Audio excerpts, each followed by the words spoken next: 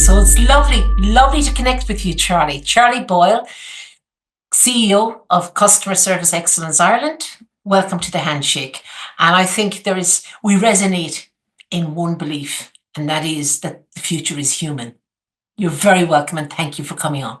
Thank you, Teresa. Thanks for having me on. And it's been a pleasure to be talking to you down through the years, but obviously come on and support this outstanding podcast that you've started up. Thank you. So would you like to tell our listeners about your journey to date, and what is it that keeps you so enthusiastic and passionate about advocating for the customer experience? Yes, yeah, I'll go right back. I've suffered probably three of the killer diseases. The first one being alcoholism, and been in recovery over 30 years from that one. I would have had a quadruple bypass thrown in as well about 6 years ago. Wow. I've come through that one, and probably anxiety, depression in more recent years.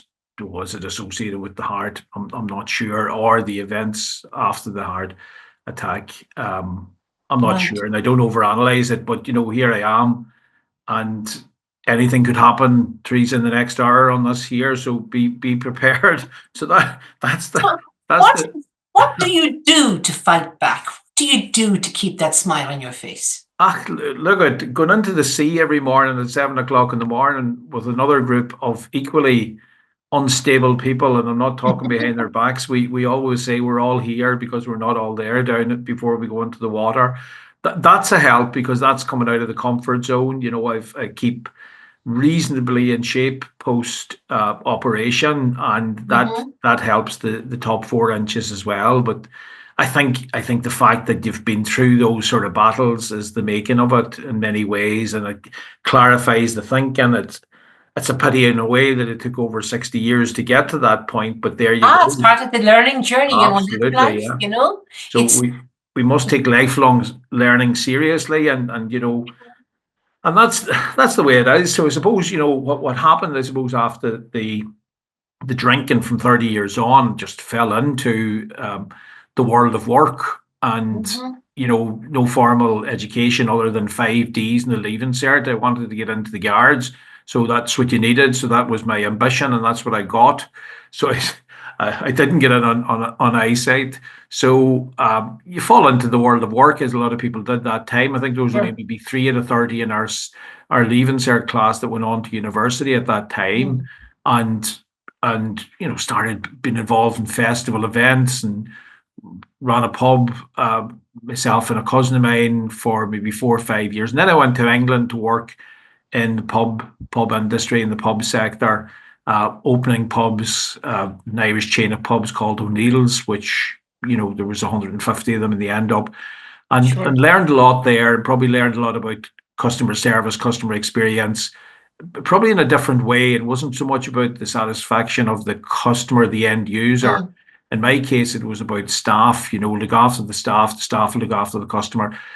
I didn't really do it because I had seen it, or I had been at university on the basis of that. I just thought it was the right thing to do, that just be reasonable to your staff, or be better than others are to your staff, and treat them with respect and dignity. So you led with compassion and heart, yeah? Yes, very much. But, I probably seen it as a generic DNA West Donegal sort of trait. My hero in that regard was the local shopkeeper, Murray O'Donnell.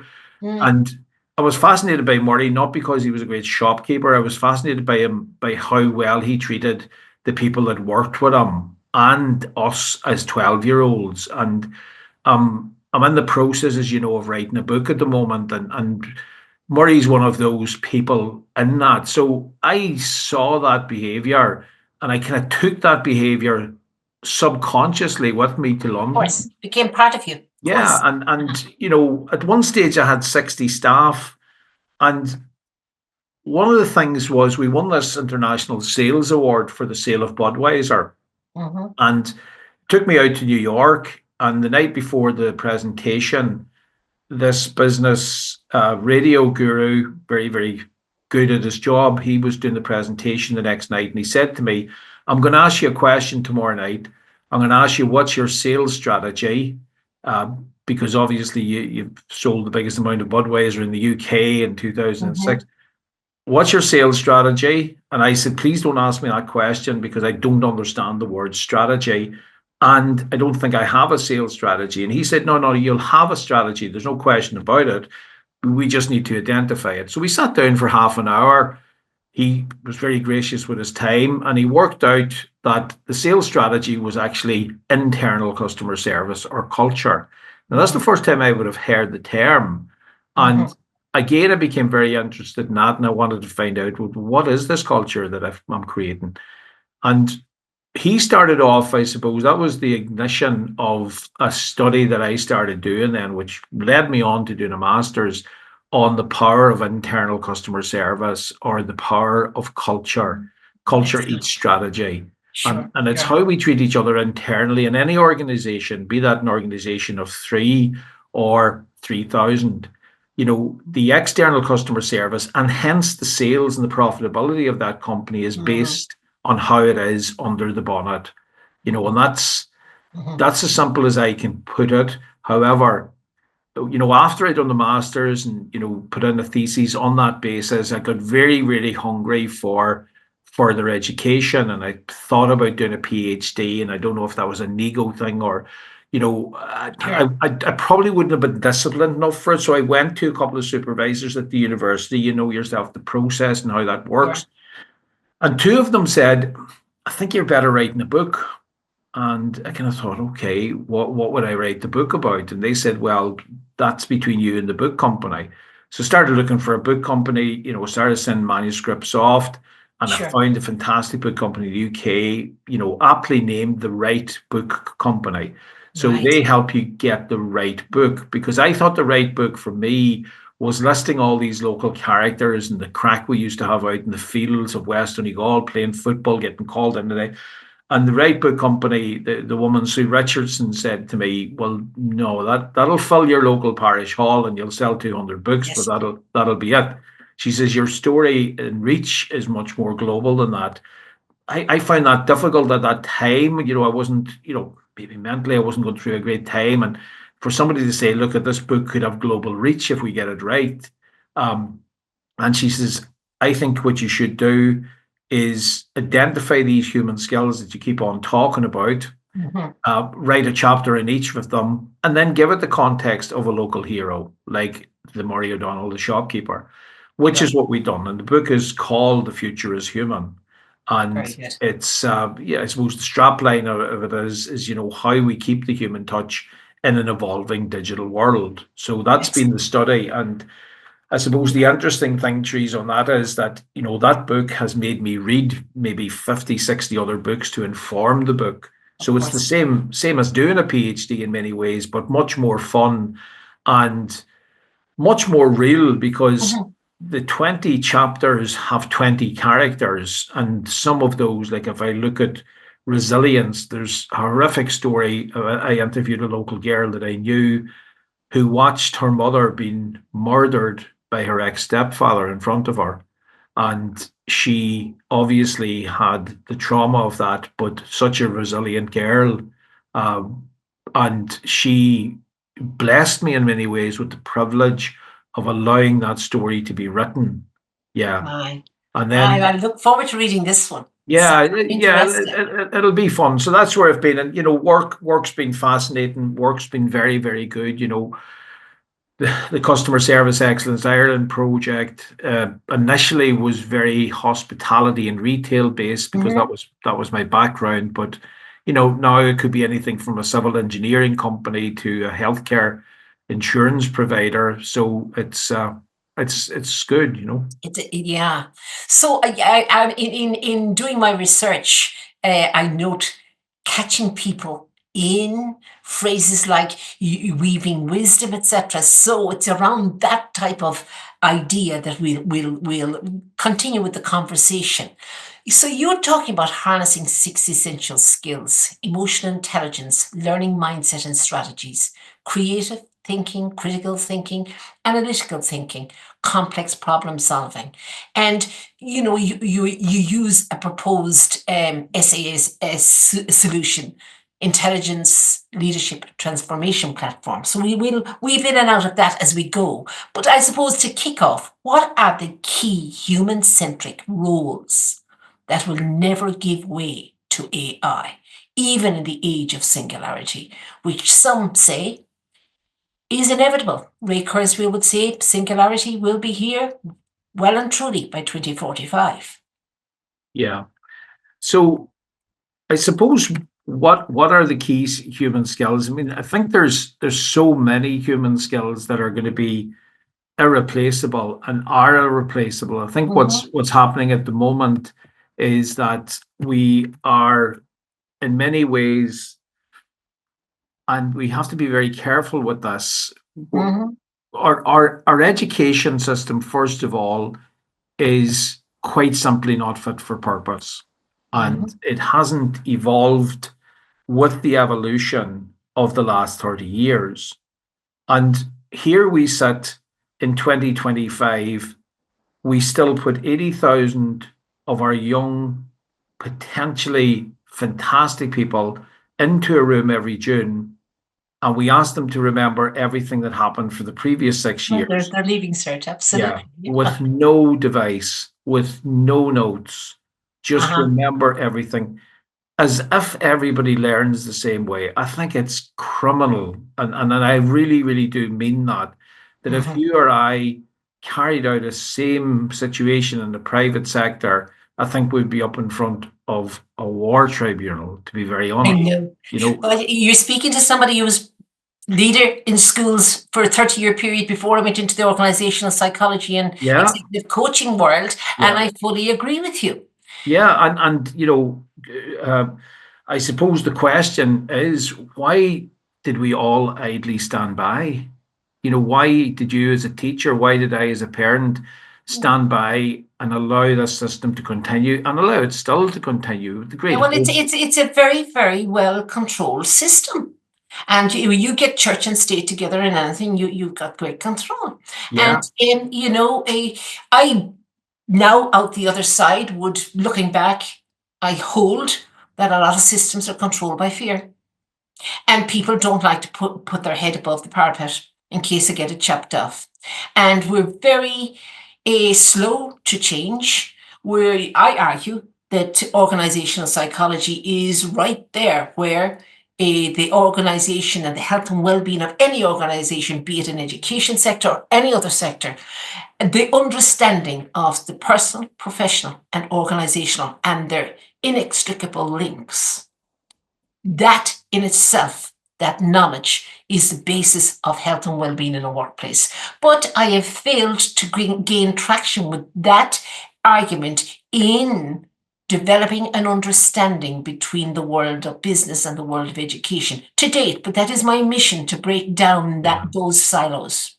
So one of the pieces of research we done and what we as a small company were able to do was sort of convince ourselves or convince MIT in the States to allow us into a piece of research they were doing around skills of the future. And one of the things is, I think one of the positive aspects of COVID was that it allowed a lot of people to sort of reset and rethink, okay, what's going to happen next here? What's happening with the digital disruption? Is it going to go completely digital?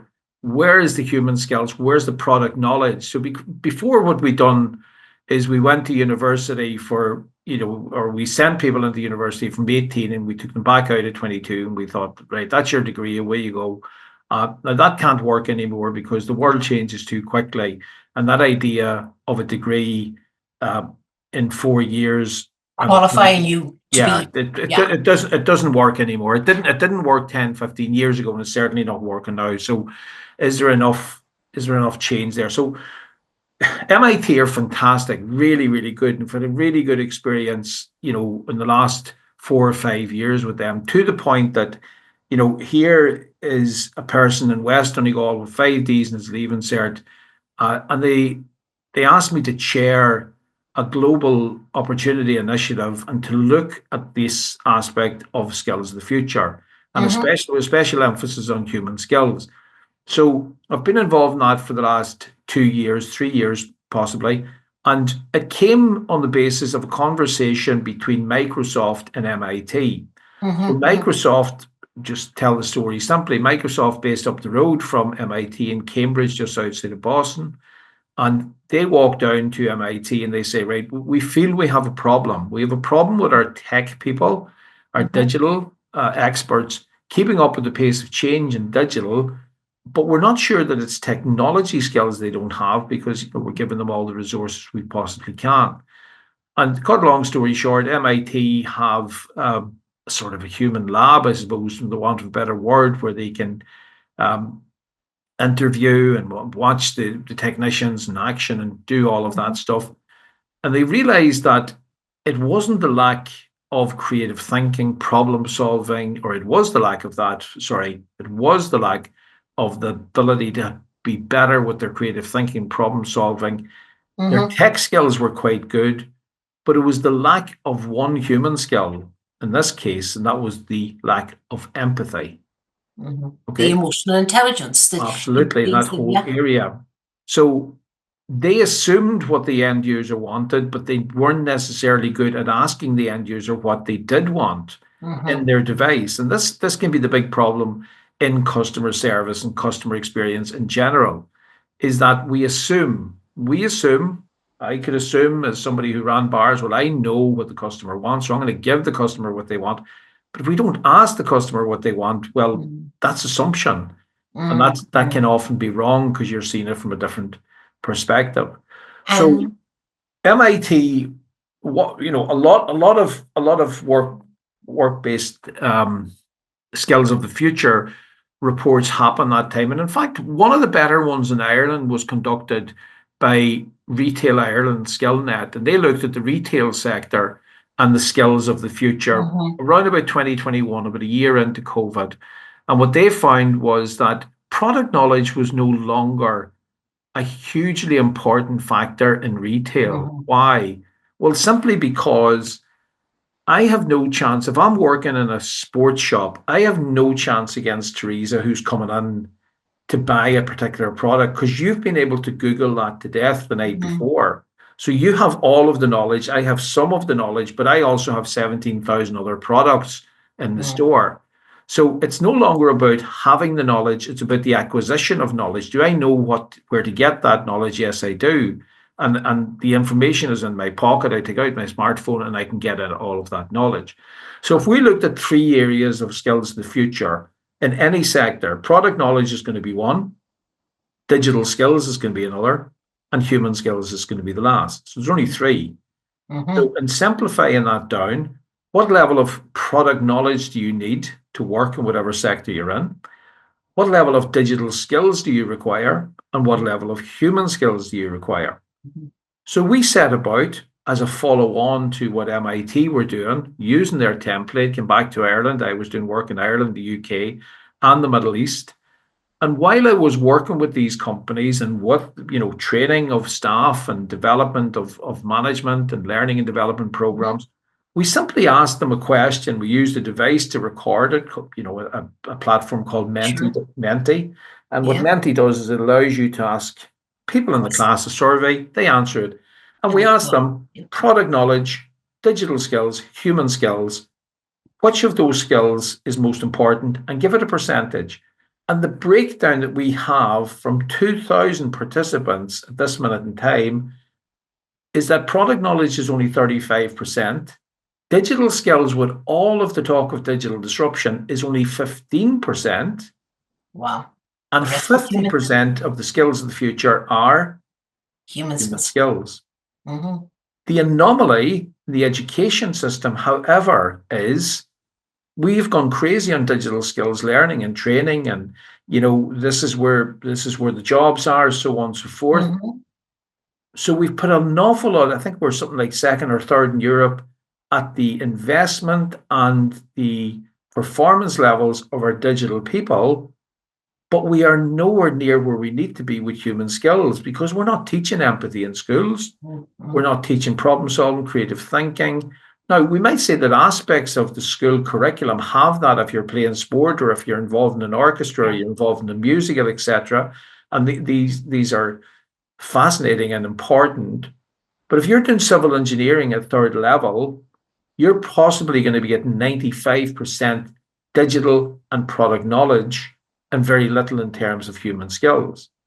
So we're behind the curve. We're saying one thing and the education system is preparing us for another. And it's becoming more confused and more entrenched in the advent of ChatGPTs, etc. And it's the fear is that it will render the human lazy, in that they will stagnate and become dependent rather than critical thinkers and asking the questions and asking questions, I have a certain view on that, which may not be totally aligned, and that is that technology and the advancement of technology is inevitable. There's no point saying we can slow it down. We can't slow it down.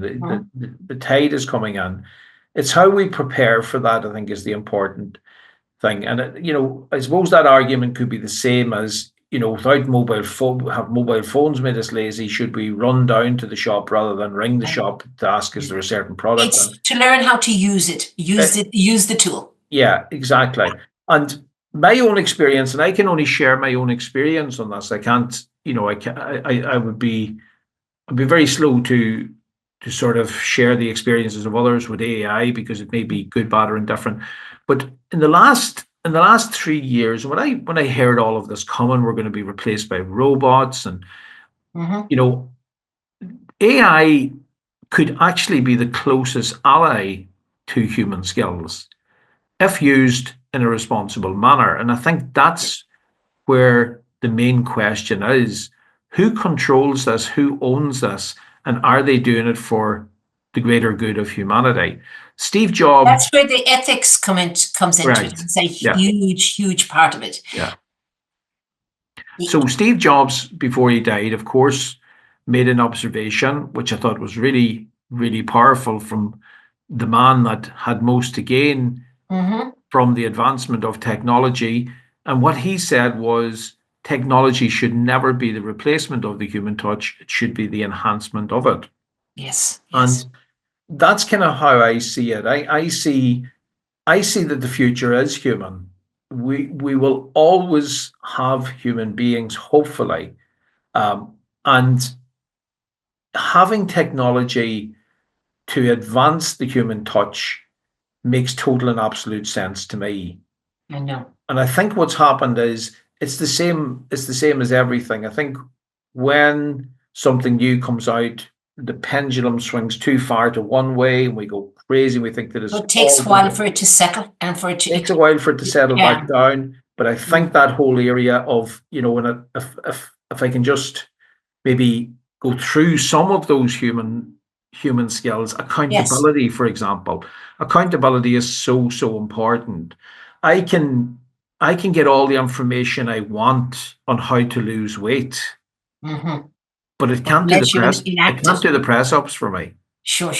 Absolutely. I have to do the action. And accountability is realizing that whatever I get, whatever I have, whatever AI information I get, I have to be accountable and I have to act. I have to be given the empowerment to act. I need to have the resilience to be able to act. I need to have the self-motivation, the discipline.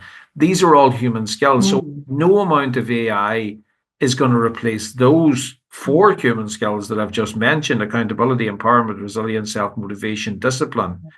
And then I hold, though, that we need to get back in there at the design of the algorithms and what's going in. That black box effect, we do not know what's coming out. But we need to be in there at the design stage, educators in particular. Otherwise, absolutely, Otherwise, we lose I won't say control, but we lose our capability in using it as a tool purposefully.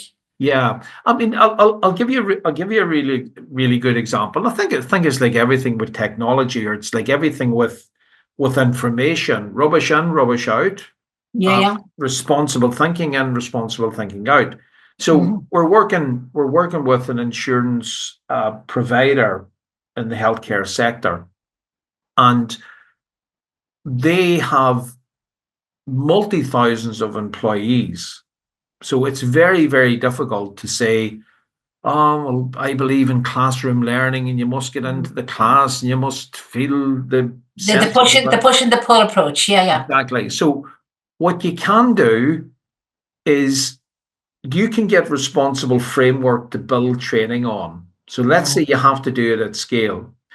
You can build a responsible training course and you can create an AI that puts the person into the experience, shows them how to make an outgoing telephone call with responsibility, measures the main elements. Let's say you were using the 6 pillars, let's say, for example, of customer experience, which are expectation, empathy, integrity, time and effort, personalization, and the other one escapes me at this minute in time. But let's say we built it on that. We built the AI on that. So in other words, the AI, and I'm a human, I'm putting in these human skills to AI. Well, therefore, AI is just an advance of my human skill. Sure. And it can scale, it can put that person, it can immerse that person into the experience. Now, you might say, okay, well, that's not as good as putting them in front of a human. No, it's not. But it is efficient. Is it effective? The jury's still out on that because we're too new into it. But there's certainly showing signs that AI as a tool, as you say, used responsibly, can do great things. But in the hands of the wrong people, it's exactly the same. You know, you've got that whole argument about the commercialization of things and the using things responsibly. You've got the AIU Act that where they're trying to corral things and trying to put a framework on things so that things are done ethically. Correct. And Teresa, it's probably the same. It is the same as medication. Medication is powerful, but put in the hands of the wrong people. And I'm not talking about drug dealers out in the streets of You're talking about Vancouver. pharma. I'm talking about pharma and the bigger picture of pharma and the damage that can be done there. The danger is with technology put into the hands of the wrong people at the wrong time, and we seem to have been emerged in that time at this minute in time, is that it then can cause problems. And then we start believing that it's all going to be about technology. It's all going to be about, because it's in their interest to get us to believe that. Yet when we do research, when we present research and the research says, well, only 15% of the skills of the future are going to be digital skills, but 50 are going to be human. That's what the stats, that's what the data is saying. But why is education not responding to that? Why is education not saying, okay, for transition year, we're going to do a year where 2 hours, 3 hours a week, we're going to have human skills learning and immerse the person in empathy, not simply role play, but experiential learning. We've narrowed it down to 24 human skills, these critical skills that we feel people will need for the future, but we're not responding at the rate we have to for that. Education historically is cash starved. And there is I debate that any nation that disrespects the value of education and the importance of educators and good, intelligent, strong people in education, any nation that doesn't respect that pays a price. And unfortunately, the education world has lagged behind in terms of it being viewed as indispensable and important. And something has to happen. Something has to happen. Somebody needs to shout stop. We need to get our heads together and realign and have a definite focus for the future. I mean, we're still living on the old notion that Ireland has the best education system in the world. It doesn't. Yeah, and I think what I would believe there, Ireland could have the best education system in the world without a huge amount of Of effort. change, Yes. but the will must be there to do it. And I think you spoke there before about there's a fear factor. So let's look at the current situation. We Mm-hmm. have a government, ready to go into play now after we get Mm-hmm. these, I think it's 23 junior ministers. We really need Mm-hmm. that amount, I'm not sure, but we're ready to go into play with a 5-year government, and it's very likely to stand for that 5 years, in the absence of there being another serious controversy of some kind. So you take the Minister for Education that's coming on, higher education, all of that area. There's a Mm-hmm. huge opportunity now to go on and say, okay, we need to start a reformation. We need to transform the education system. Mm-hmm. And And I think teachers in the system are hungry for it. yeah, You yeah, know, definitely. And yeah, there's teachers for it, there's parents for it. But then again, I think and this is not a criticism. And I think we all play a part in it. I played a part as a parent. We need to educate the educators, and that includes the parents as well. that's yes, And I think absolutely. that's where Start it in the needs to home. start. It Yeah, needs to start in the start home. there because Yeah. the easiest thing in the world is to start throwing out names, snowflake generation and a PlayStation generation. That is not going to solve. These are good young people. These are good kids. They're no, Well, they're looking for direction. They're looking. they They're are. And, crying and, out for and I it. think one of the most fascinating books that I've read in recent times is the Anxious Generation by Jonathan Haidt. It's a Mm-hmm. current bestseller with the New York Times for quite a while, and he traces the mental health stability of mental health in teenagers. He goes back to the 1950s, so he's taken it forward about 60 years, where there's a steady sort of no big jumps, no peaks, no troughs in the mental health of young people up to 2010, and then it changes dramatically in 4 years. But What did that coincide? it coincides with the advent of the smartphone, doesn't The it? smartphone, not the mobile phone, the smartphone. The Smartphone. mobile phone wasn't the problem. Sure. The mobile phone was a form of communication. The smartphone is much more. So the anxious generation started at that time, Mm-hmm. and the stats and the data that shows anxiety levels increasing, unfortunately, suicide rates increasing, uh, lack of engagement, social skills. You throw COVID on top of that, 3 years where we put our kids upstairs to Mm. do their leaving cert and their first 2 years at university, or their schooling from a bedroom alone. Um, Missing the predators social element. predators used to be out in the open. Now Yes. they're online, so they've Mm. gone to where, and it's scary. So, Mm-hmm. and it's not the only thing I would say about that book, and I think it's a must read for every parent and teacher, is the challenge to the book is that it's not just teenagers. We at 60 years of age have become an anxious generation as well. And I think we're all impacted to some degree or another by smartphones and by social media and by Of course. posting stuff and then checking, Mm-hmm. was my post read, and many people liked it because Mm-hmm. we get addicted to the data. That's it. Absolutely. Data is an addiction. Mm-hmm. And, Well, there's, data is the new oil, you see, and that's the contradiction, yeah, And there's so much, your data and my data is being used without our permission. We're not being paid for it, and it's one massive industry now. yeah. And And that's the argument. It is an industry, but we can't give up the battle. And the battle is not between human skills and digital skills. It's both weaving together, it's finding the middle ground. retaining human agency and retaining our own control and power over our own lives. It's really, I believe, we're in the battle for the soul. And it's respecting the uniqueness and the divinity within each one of ourselves. Yeah, And that's what's under attack. And it's the badly used, we fall foul to control. yeah, And that is part of that sort of thing. Big Brother watching you is heightening the anxiety. Yeah. Across all generations, But many organizations struggle with what McKinsey calls the knowing-doing gap in emotional intelligence training.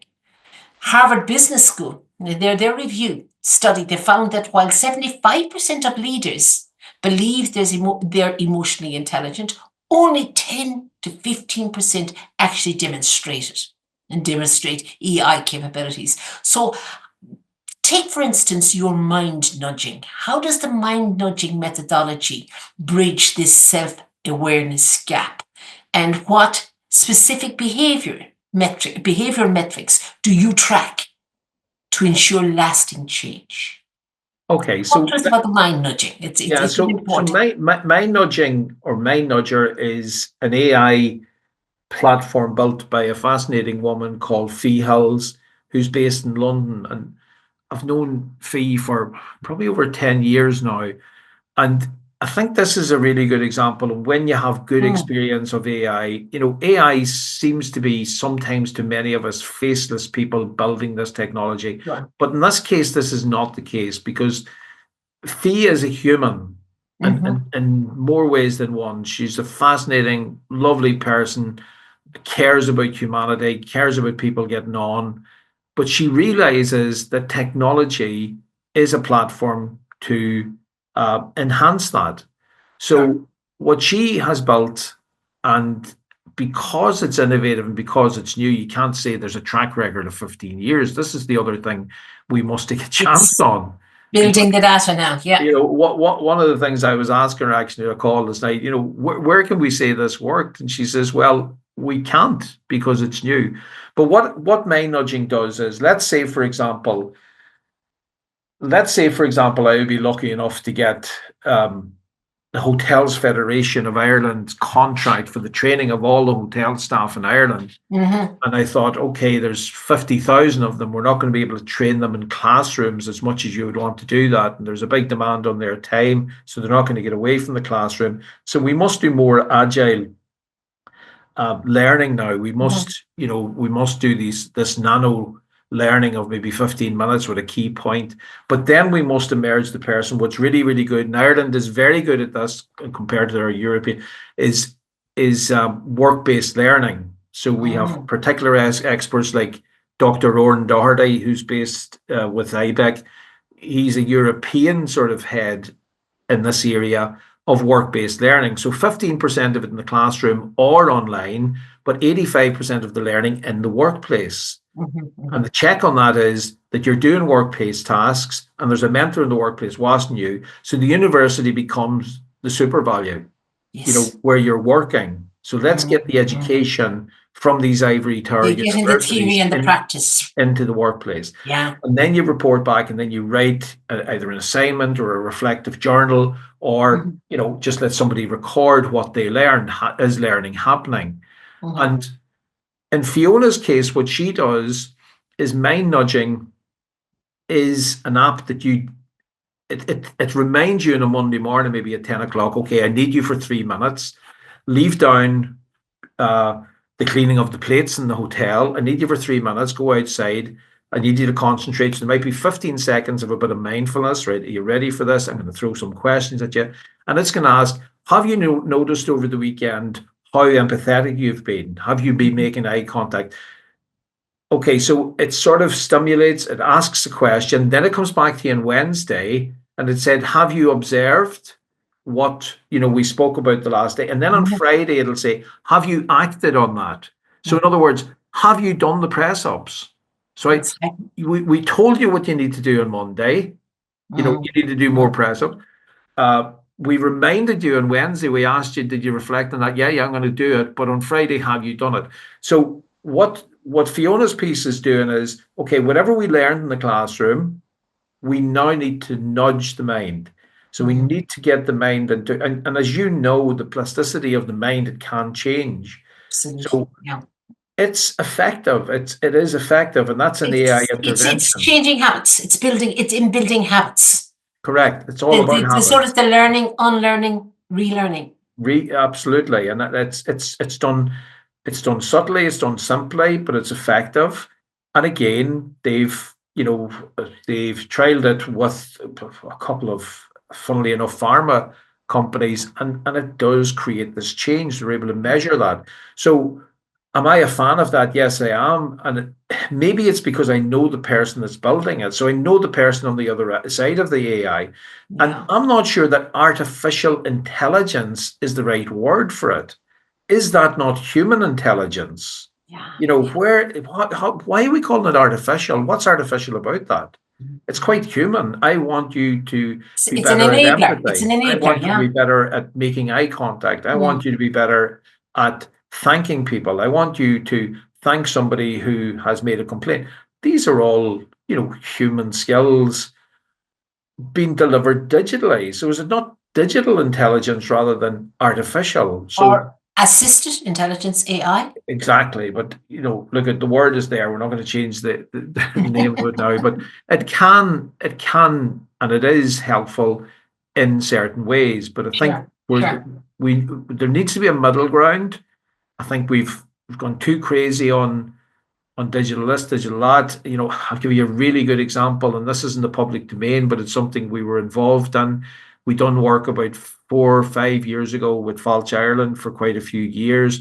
It was around their tourist information centres, and what they done in one of the centres, and they done it very responsibly, I thought, is they put in a digital kiosk. So when you went into the visitor centre, you could go to this digital kiosk and you could interact with the digital kiosk to find out where was the best food in Killarney, or where was the best Irish dancing in Dublin.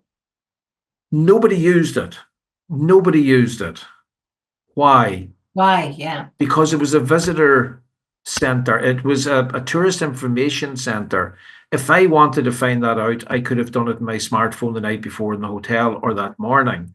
So they wanted to come in to talk to a human to verify what they already knew from the digital. So they had already seen that there was fantastic place selling food outside of Dingle, and they were in to say, well, do you think should we go there?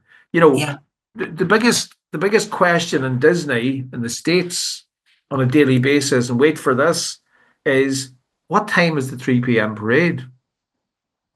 Now, that's a human interaction and a human need.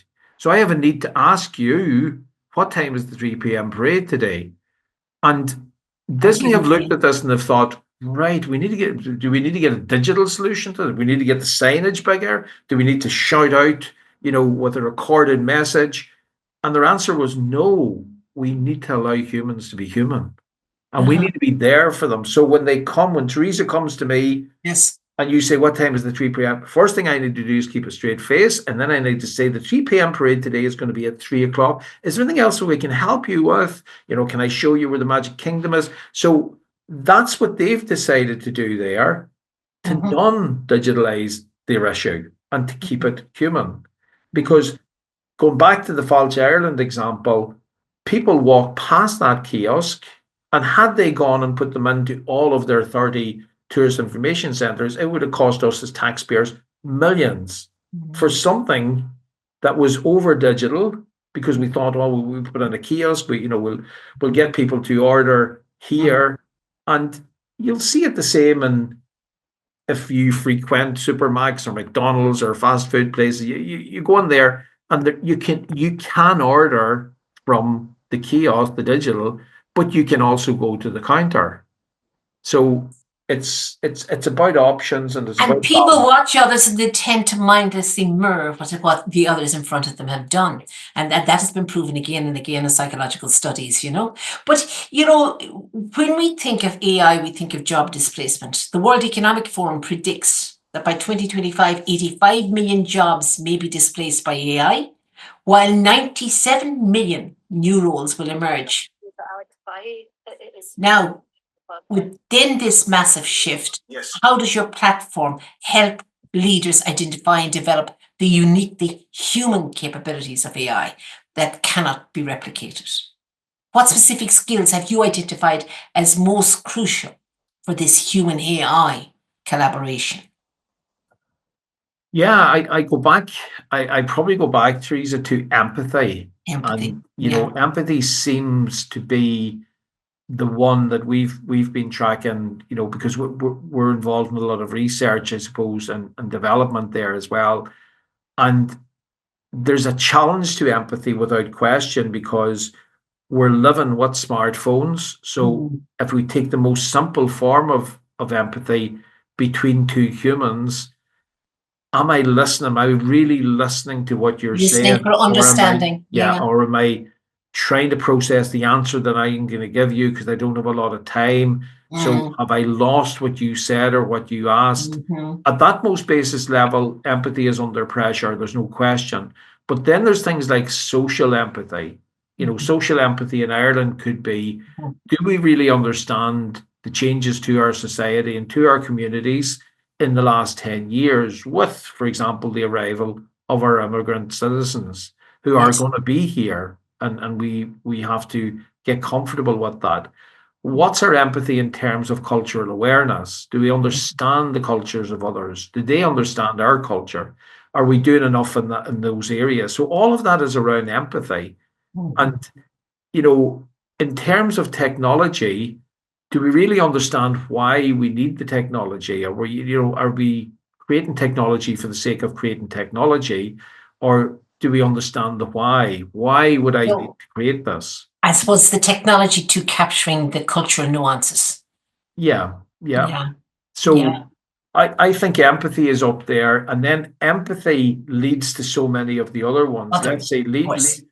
if you have good quality empathy, you're going to have good quality decision making, because people will feel that they're in a safe place, a psychologically safe place to be innovative. Sure. And if you close down the safe place, if you're critical and you're not listening to your team, you're not listening to your staff are not going to come to you with suggested Of ideas. course. And that's where innovation gets closed down. So innovation is based on the strength of empathy. You mentioned MIT earlier on. Now, research from MIT Sloan School shows that teams with high emotional intelligence deliver 40% higher project success rates. Yet, these teams must also master data-driven decision making. So, what specific methodologies help leaders develop this duality, this dual capability, and how do you measure their progress in both domains? Yeah, and I think it's the same answer. I don't think it's either or. I think it's both working Both. together. So it's Yeah. it's the digital and the human skills working together. I think we're at danger of saying, oh, human skills is old school. Human skills is not old school. Human skills are always going to be here. I think we have to, 2025, with all the digital disruption, and the research is saying that 50% of the skills of the future are going to be human skills. If it survived now, it's going to survive. So the human skills are important.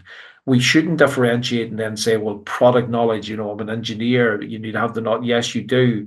You need to have digital skills, but it's all of those three sets of skills working together.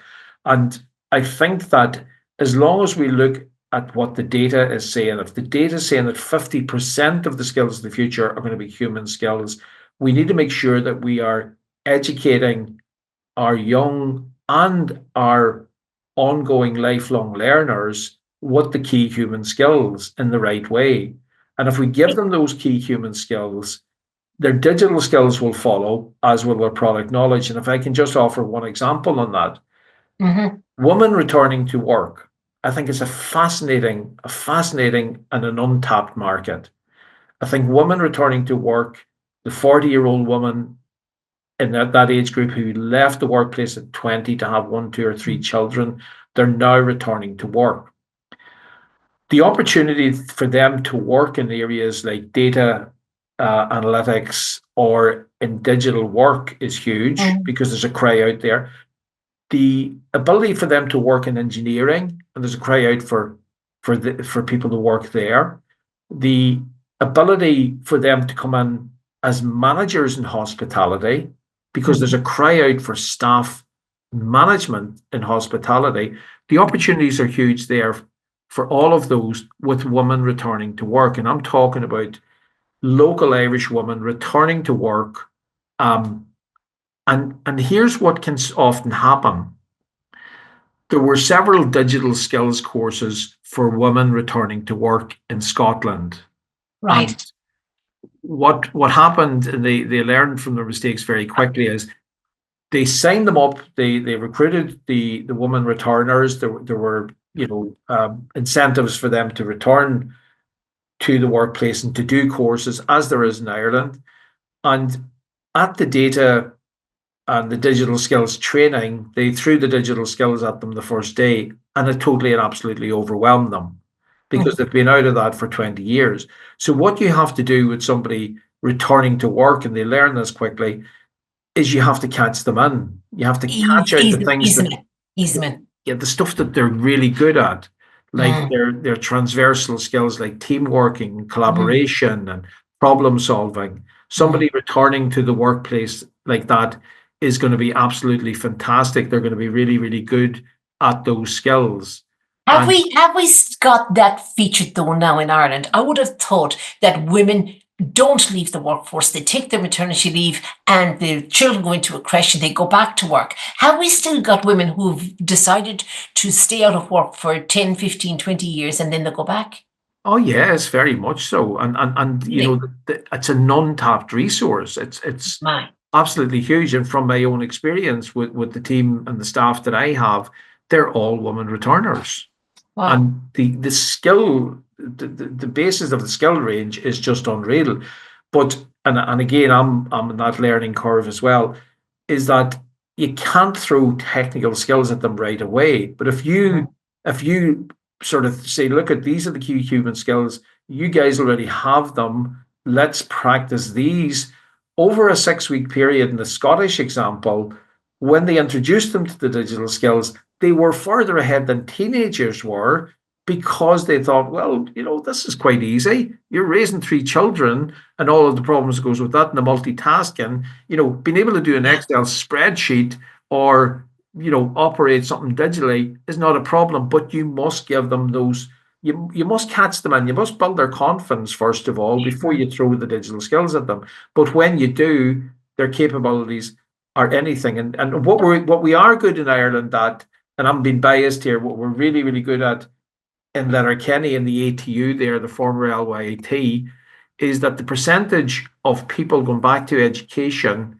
I think there's 60% of the college of 3,000 people over the age of 45.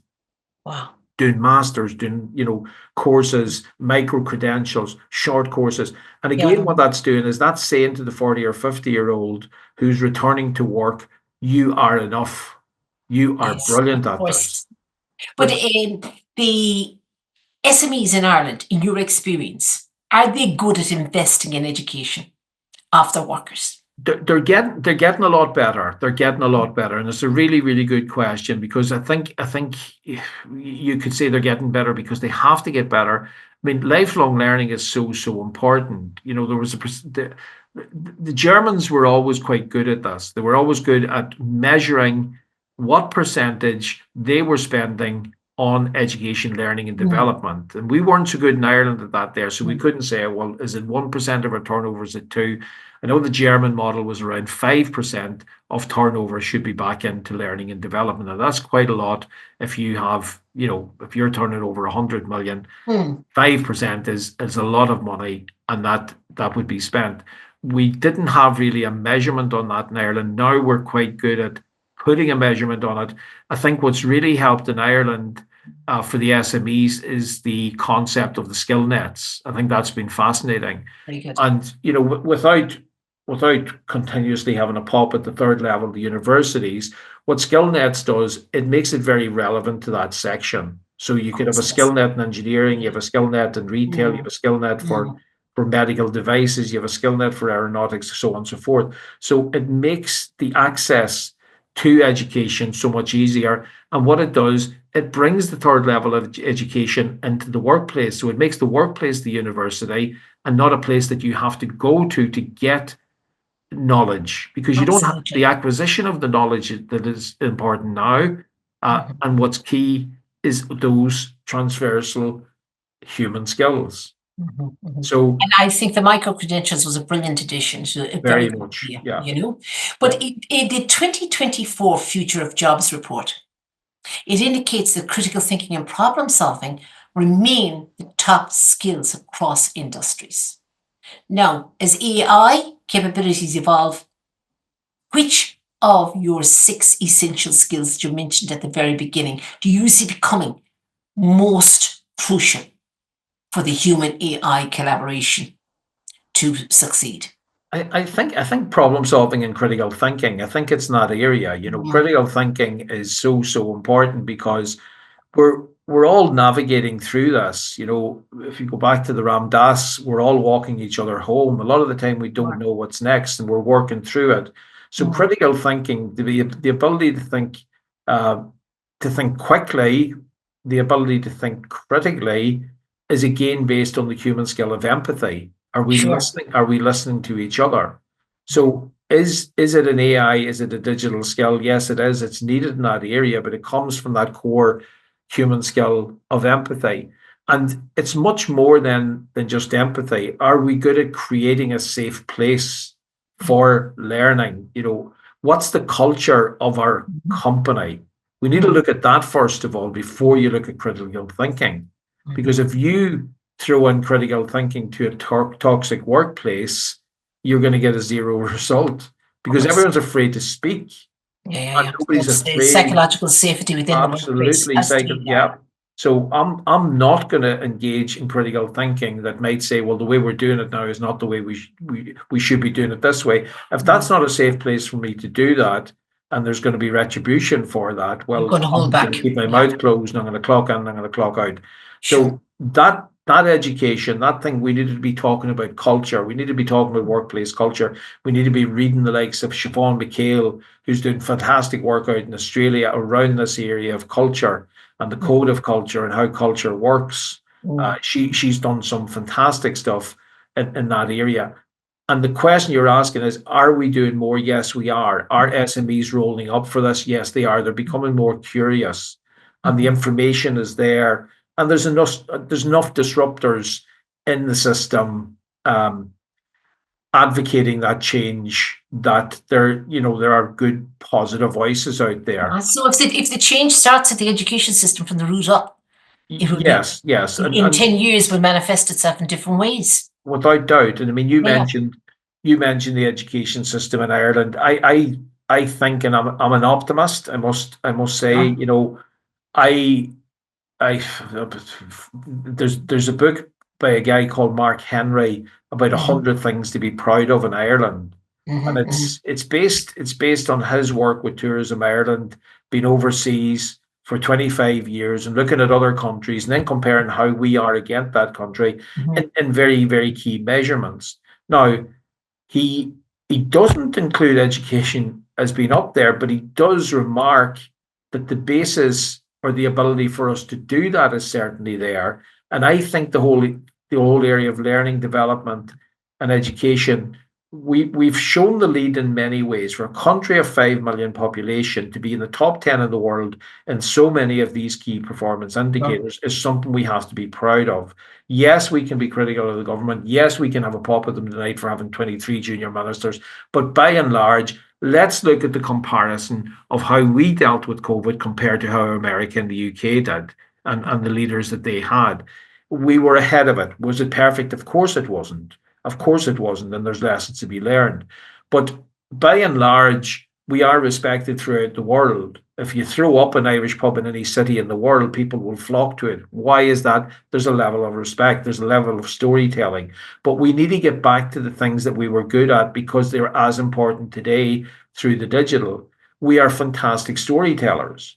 Now, this isn't about yarns and, we need to tell our story. Sales is reliant on good storytellers. Can AI help that? Yes, it can. And it's a confidence thing too with the Irish. Correct. Absolutely. Big. Yeah. Big. We're proud. We're proud of our stories. We're proud of our past, but we're also seriously proud of our future. So if we tell the story, people buy the story. People come to Ireland not for the weather, by the way. I'm sure we would agree. Some love it. Some love the soft mist. But they come for the story. What's the story? And we even greet ourselves in Ireland with, what's the story? So what's happening?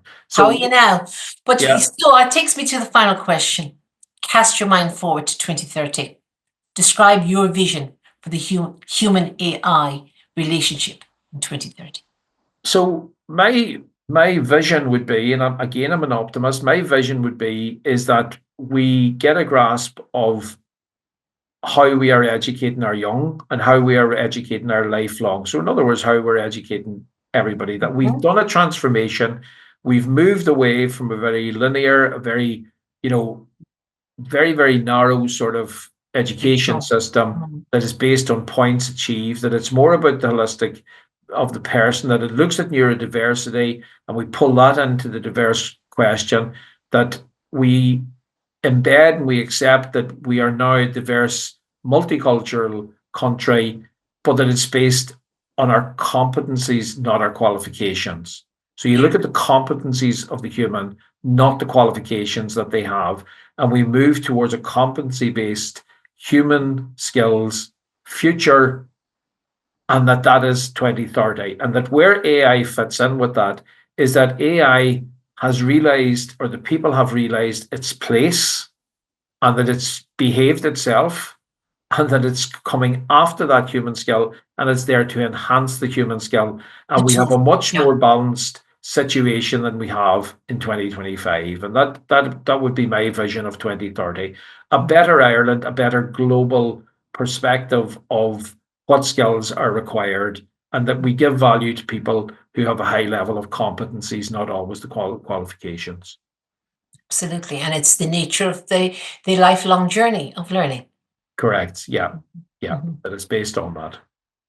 So Charlie, thank you so much. I am intrigued with all the different strands you have going simultaneously on your learning journey, and it's absolute credit to you. Thank you so much for coming on the Handshake, and definitely that's one thing we resonate on. The handshake remains.